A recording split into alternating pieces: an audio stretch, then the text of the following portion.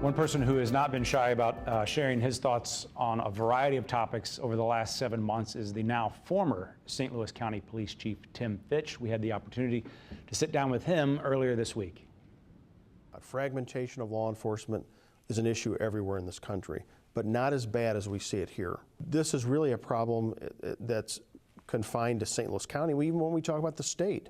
Not that there's not police abuses as far as ticket writing that happen in other areas of the state, because they do.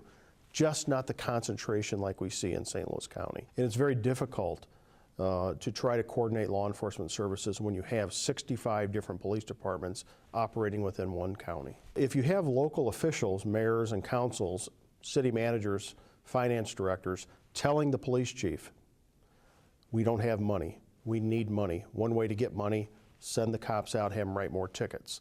Well, if the police officers are out writing tickets and they're on the interstate highway like we see in front of the airport with St. Anne all day long, there's little else that you can be doing while you're sitting alongside the highways related to community policing.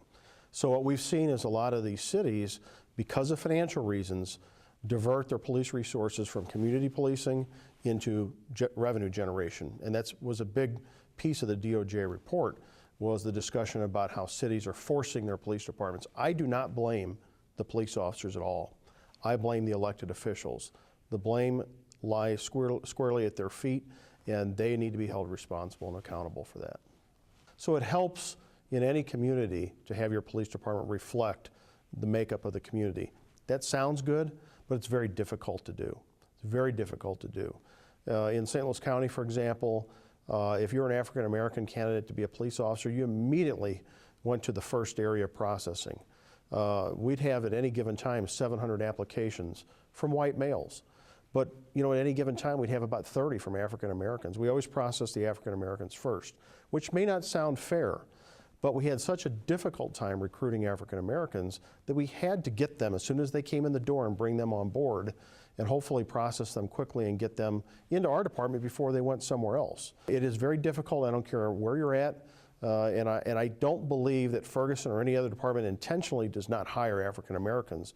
It's just very difficult to recruit.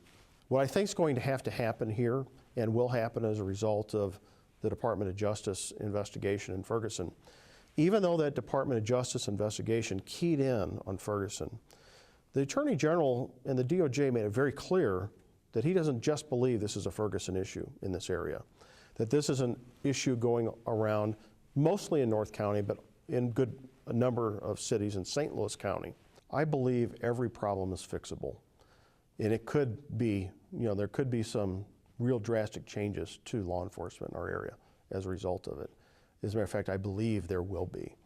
I think that if the state's proposed statute that will reduce the amount of revenue that cities can collect from fines, if that happens, you're probably going to see about 20 cities in North St. Louis County go out of business because of that, because of the revenue issue in 5 years or less. So that's going to create a huge amount of change in that area. They no longer can rely on their police departments to generate revenue for their cities. Well, if the cities can't exist because they don't have the money, they will continue to reduce their services. I call it dumbing down their services, reduce services, until they get to the point where they can't offer services at all. And that's when they'll have to make some of those drastic decisions.